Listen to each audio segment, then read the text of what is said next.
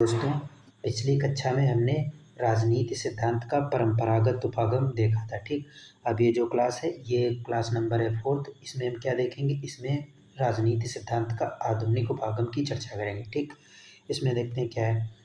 18वीं सदी में समाज विज्ञान को प्राकृतिक विज्ञानों की भांति अध्ययन करने के लिए आधुनिक उपागम का विकास किया गया। ठीक, इस पे अगस्त कॉम्टे ने क्या कहा है? अगस्त कॉम्टे ने कहा है, केवल इंद्रियों से उत्पन्न अनुभव ही वास्तविक ज्ञान दे सकते हैं, ऐसा आधुनिक उपागम में कहा है। राजनीति सिद्धांत की अमूर्त धारणा अर्थहीन है। ज्ञान का आशय ऐसे विचारों से है जिनका अनुभविक परीक्षण संभव है, इसलिए मूल्य निरपेक्ष और नैतिक रूप से तटस्थ अध्ययन पर बल दिया गया। किसमें ये सब किसकी बात चल रही है? ये सब जो बात चल रही है ये सब आधुनिक उपागम के अंतर्गत ही आता है। ठीक है, इसी की बात चल रही है। इसी में क्या कहा, काम्टे ने प्राकृतिक व सामाजिक विज्ञानों की एकता पर बल दिया है। ठीक, ऐसे एक अन्य विचारक हुए हैं कार्ल पॉपर। इन्होंने क्या कहा है, विज्ञानों के लिए सत्यापन के साथ साथ मिथ्याकरण भी महत्वपूर्ण है, क्योंकि कोई भी विचार पूर्णता का दावा नहीं कर सकता, बल्कि अपने विचारों को अस्वीकार किए जाने की संभावना को बनाए रखना चाहिए। इससे क्या होगा, इससे ज्ञान के उच्चतर स्तर का विकास होता है। ठीक, अब जैसे जो ये आधुनिक उपागम है इसको भी 2 पार्टों में हम देखेंगे। ठीक, पहला पार्ट है व्यवहारवादी उपागम, दूसरा है उत्तर व्यवहारवादी उपागम। ठीक, तो यहाँ पर पहले हम देखते हैं व्यवहारवादी उपागम। ठीक, व्यवहारवादी उपागम में जैसे कोई क्वेश्चन पूछा जाता है, जैसे एग्जाम में क्वेश्चन पूछा जाएगा व्यवहारवादी उपागम की विवेचना कीजिए। ठीक, तो उसमें हम क्या लिखेंगे, आशय, अर्थ, उसका महत्व क्या है, उसकी आलोचना किन किन विचारकों ने की, ये सब जो होता है ये सब उसके आंसर में लिखना है। ठीक, तो इसको हम देखते हैं। व्यवहारवादी उपागम का आशय व उद्देश्य। व्यवहारवादी उपागम का आशय क्या है? व्यक्ति व समूह के स्तर पर मानव के प्रेक्षण योग्य व्यवहार का अध्ययन करना व्यवहारवादी उपागम के अंतर्गत आता है। जैसे व्यक्ति या समूह के स्तर पर जो मानव का व्यवहार है उसका अध्ययन करना, मानव के व्यवहार का अध्ययन करना व्यवहारवादी उपागम के अंतर्गत आता है। मानव का अध्ययन क्या किया जाएगा, जो मतलब ऐसा अध्ययन किया जाएगा जिसका हम परीक्षण कर सकते हैं, वह व्यवहारवादी उपागम कहलाएगा। ठीक, अब इसका उद्देश्य क्या है, राजनीति विज्ञान को विशुद्ध विज्ञान के रूप में विकसित करना इसका मुख्य उद्देश्य है आधुनिक उपागम का। ठीक, इससे क्या होगा, इससे राजनीति विज्ञान में प्राकृतिक विज्ञानों की भांति सामान्य सिद्धांत का विकास किया जा सकेगा। ठीक, राजनीति विज्ञान में वैज्ञानिक उपागम को बढ़ावा देना ये आधुनिक उपागम का मुख्य उद्देश्य था। ठीक, अब जो व्यवहारवादी उपागम था, इससे पहले कोई व्यवहारवादी कैसे उत्पन्न हुआ, तो इसके लिए व्यवहारवादी क्रांति उत्पन्न हुई। ठीक, तो ये जो क्रांति है इसका मूल कारण क्या था, इसका मूल कारण समझेंगे। मूल कारण ये था, व्यवहारवादी उपागम 20वीं सदी के प्रारंभिक चरण में देखा गया था। जो 20वीं सदी यानी जो 20वीं सदी मतलब जो 1900 वाला जो शतक होता है उसका जो काल था। ठीक, जैसे 1918 ये जो सब काल है ये 20वीं सदी के वर्ष थे। ठीक, तो इसमें जो काम्टे 19वीं व्यवहारवादी उपागम 20वीं सदी के प्रारंभिक चरण में देखा गया। ठीक, अब इसमें देखेंगे जो काम्टे और वियना सर्किल के तार्किक प्रत्यक्षवाद से प्रभावित था 19वीं सदी। ठीक, अब जो व्यवहारवादी उपागम है, ठीक, इसकी उत्पत्ति का जो मूल श्रेय किसको जाता है, चार्ल्स मेरियम को जाता है। ठीक, इनकी एक पुस्तक है, इनकी पुस्तक का क्या नाम था, the new aspects of politics, Charles मेरियम की पुस्तक है। ठीक, इस पुस्तक से इन्होंने क्या किया है, चार्ल्स मेरियम इन्होंने राजनीति विज्ञान को वैज्ञानिक बनाने पर बल दिया। ठीक, हालांकि राजनीति विज्ञान का जो सर्वप्रथम व्यवस्थित प्रतिपादन किसने किया था, डेविड ईस्टन ने किया था। ठीक, ये ध्यान रखना है डेविड ईस्टन को। अब आते हैं राजनीति विज्ञान में प्राकृतिक विज्ञान की पद्धतियों का प्रयोग होना चाहिए। ठीक, जो द्वितीय विश्व युद्ध के बाद शैक्षिक सम्मेलनों में अन्य विषयों को आमंत्रण दिया गया था, लेकिन जो राजनीति विज्ञान है उसको आमंत्रण नहीं किया जा सका था।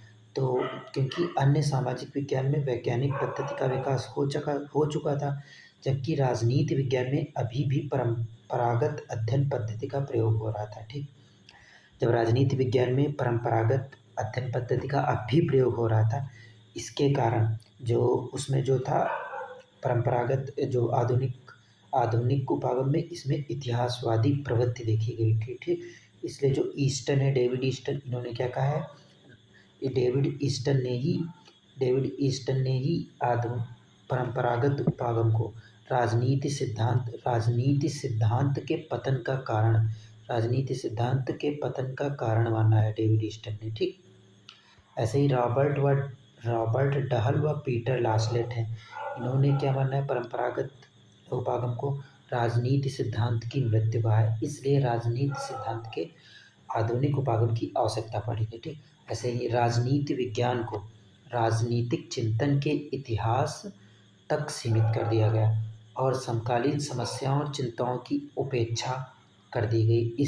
इसके लिए कौन जिम्मेवार संस्था थी? इस प्रवृत्ति के लिए संस्थावादी जिम्मेदार थे। ठीक, अब साम्यवाद की प्रतिक्रिया भी थी जो जिम्मेदार थी, क्योंकि साम्यवाद की बढ़ती लोकप्रियता के कारण उदारवादी विचार संकटग्रस्त और उसकी वैधता में कमी आई। ठीक, अब साम्यवाद की उत्पत्ति, क्योंकि मार्क्स जो थे, मार्क्स ने क्या कहा, मार्क्स द्वारा स्वयं को वैज्ञानिक रूप में प्रस्तुत किया गया। मार्क्स ने कहा इतिहास की वैज्ञानिक जो मार्क्स हैं, उन्होंने इतिहास की वैज्ञानिक व्याख्या का दावा किया और वह पूंजीवाद के अंत की बात की।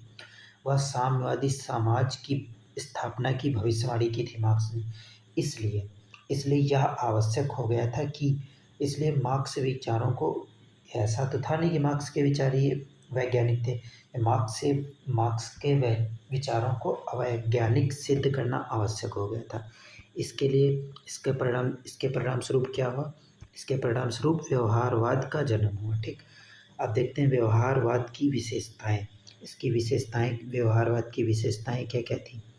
पहली विशेषता, मानव के प्रेक्षण योग्य व्यवहार का अध्ययन किया गया। मानव विशेषता, इसमें मानव के प्रेक्षण योग्य व्यवहार का अध्ययन किया गया। प्रेक्षण योग्य यानी ऐसा जिसका मतलब अध्ययन किया जा सके, परीक्षण, जैसे मानव का व्यवहार जो है उसको हम नाप तोल सकें, ऐसा अध्ययन किया जा सके, यह इसकी विशेषता थी। ठीक, और व्यवहारवाद में वैज्ञानिक पद्धतियों का प्रयोग किया गया। ठीक, वैज्ञानिक पद्धतियों का प्रयोग में व्यवहारवाद के बौद्धिक प्रणेता डेविड ईस्टन द्वारा इसके 8 बौद्धिक आधार का निर्माण किया गया। ठीक, ये जो 8 हैं बौद्धिक आधार, जो कि डेविड ईस्टन द्वारा निर्माण किया गया था, इनका ये बहुत इम्पोर्टेंट है, यहाँ पर इनको हम देख लेंगे। ठीक, जो 8 थे ये कौन कौन थे? पहले क्या थे? नियमितता होनी चाहिए, प्रमाणीकरण होना चाहिए। ठीक, और तकनीक होनी चाहिए, गणना, मूल्य निरपेक्षता, व्यवस्थापन, विशुद्ध विज्ञान, एकीकरण, ये 8 बौद्धिक आधार हैं जो कि डेविड ईस्टन द्वारा बताए गए थे वैज्ञानिक अध्ययन के लिए। ठीक, जो नियमितता, अब एक एक का अध्ययन कर लेंगे। जो नियमितता है, नियमितता क्या कहती है? राजनीति व्यवहार में समरूपता का अध्ययन करना नियमितता कहलाती है, जिसे सामान्य सिद्धांत के रूप में व्यक्त किया जा सकता है। प्रमाणीकरण, अगर कोई परीक्षण किया जा रहा है, सामान्य सिद्धांतों की जांच की जा सके। ठीक, प्रमाणीकरण। अब तकनीकी, तथ्यों को आंकड़ों को एकत्रित करने व उनकी व्याख्या के लिए उपयुक्त तकनीक का प्रयोग किया जाए। ठीक, अब तथ्यों का मात्रात्मक मापन संभव, मूल्य निरपेक्षता, मूल्यों के स्थान पर तथ्यों पर बल दिया जाए।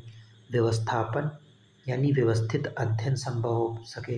विशुद्ध विज्ञान यानी वस्तुनिष्ठ अध्ययन पर दिया जाए। अब एकीकरण का मतलब क्या था? अध्ययन के लिए अन्य विषयों की सहायता भी ली जाए, जैसे समाजशास्त्र, अर्थशास्त्र अध्ययन के लिए इन सब की आवश्यकता, इन सब का भी अध्ययन किया जाए। इसके आधार पर राजनीति सिद्धांत बनाए जाए। ठीक, ऐसे ही अब हम देखते हैं यहाँ पर व्यवहारवाद का क्या महत्व है। अब इसके महत्व पर चर्चा करते हैं। ठीक, व्यवहारवादी क्रांति ने एक अनुशासन के रूप में राजनीति विज्ञान का पुनरुद्धार किया। इसका महत्व क्या है? राजनीति वही आधुनिक उपागम का, क्योंकि व्यवहारवादी क्रांति ने अनुशासन के रूप में राजनीति विज्ञान का पुनरुद्धार किया। नेक्स्ट, राजनीति विज्ञान को पुनः प्रासंगिक बनाया। कैसे? नए अध्ययन के विषय के रूप में नई अवधारणाएँ दी गईं। चुनावी व्यवहार, मत व्यवहार, सत्य और प्रभाव का अध्ययन किया जाने लगा। इससे जो है राजनीति विज्ञान को एक उपयोगी विषय के रूप में विकसित किया जाने लगा। ठीक, नेक्स्ट, इसका सर्वाधिक लाभ तुलनात्मक राजनीति के क्षेत्र में मिला। तुलनात्मक राजनीति जैसे दो देश होते हैं, विकासशील और विकसित देश। इनका विकास हो चुका है उनको विकसित कहते हैं, और जो विकास कर रहे होते हैं उनको विकासशील देश की श्रेणी में रखते हैं। तो दोनों देशों की जो आपस में दलीय व्यवस्था है, चुनाव प्रणाली, इनका अध्ययन करना तुलनात्मक राजनीति कहलाता है। ठीक, अब यहीं पर इसकी जो कुछ प्रमुख आलोचक हुए हैं जिन्होंने इसकी आलोचना भी की है। ठीक, जैसे व्यवहारवादी उपागम अति तथ्यवाद का शिकार हो गया। अति तथ्यवाद का मतलब क्या होगा, यहाँ पर हम इसको कैसे समझेंगे। यहाँ समझेंगे कि अति तथ्य यानी मतलब तथ्यों का ज़्यादा हो जाना। ठीक, तथ्यों का ज़्यादा होना जिससे सामान्य सिद्धांत का निर्माण करने में असफल रहा। जैसे अगर हम कोई चीज़, जैसे किसी गांव का हमें सर्वेक्षण करने को दिया जाता है। ठीक, तो हम सर्वेक्षण करने के क्या करेंगे, पहले उसके जो पहले एक रूपरेखा तैयार करेंगे, फिर वहाँ जाएंगे, सर्वेक्षण करेंगे, तो उसके लिए तथ्य इकट्ठा करेंगे। लेकिन तथ्य इकट्ठा करेंगे, फिर उसका एक हम निष्कर्ष देंगे। मान लो अगर हम वो निष्कर्ष नहीं दे पाएंगे तो वहाँ पर जो अति तथ्य हैं वहाँ पर तथ्य ज़्यादा हो जाएंगे, उसका निष्कर्ष कोई नहीं निकलेगा, यानी कोई सामान्य सिद्धांत का निर्माण नहीं हो पाएगा। यही व्यवहारवादी उपागम के अंतर्गत हुआ रहता है। इसमें तथ्य ज़्यादा हो रहे थे, जबकि इसमें कोई भी सामान्य सिद्धांत का निर्माण नहीं हुआ था, इसलिए इसकी आलोचना की जाती है। एवं परंपरावादी विचारक जो हैं इन्होंने इसे अर्थहीन उपागम कहा है। इस उपागम ने राजनीति विज्ञान को अत्यधिक जटिल बना दिया। व्यवहारवादी अनुसंधान अत्यधिक लागत और संसाधन के प्रयोग के बाद भी अर्थपूर्ण निष्कर्ष निकालने में असफल रहा। जो यह आधुनिक उपागम था, इससे कोई अर्थपूर्ण निष्कर्ष नहीं निकल रहा था, इसलिए इसकी आलोचना की गई। ठीक, मानव व्यवहार परिवर्तनशील होता है। कुछ विचारक हैं जिन्होंने कहा मानव व्यवहार परिवर्तनशील होता है। ये तो सच भी है कि मानव का जो व्यवहार है वो समय एवं परिस्थितियों के अनुसार बदलता रहता है। इसलिए जो मानव का व्यवहार है इसका किसी प्रयोगशाला में वस्तुनिष्ठ अध्ययन संभव नहीं हो पाता है। एवं नेक्स्ट, मार्क्सवादी विचारकों के अनुसार व्यवहारवादी उपागम ने न्याय, समानता, स्वतंत्रता इत्यादि जैसे मूल्य की बिल्कुल भी उपेक्षा कर दी। जो आधुनिक उपागम है, जो व्यवहारवादी उपागम है, इसने न्याय, समानता, स्वतंत्रता इत्यादि जैसे मूल्यों पर बिल्कुल भी बल नहीं दिया। ठीक, इसलिए भी इसकी आलोचना की जाती है। इस प्रकार हम देखते हैं तो ये जो व्यवहारवादी उपागम है आज समाप्त हो गया है। ठीक, अब कल हम क्या देखेंगे, कल हम उत्तर व्यवहारवादी उपागम की चर्चा करेंगे। धन्यवाद।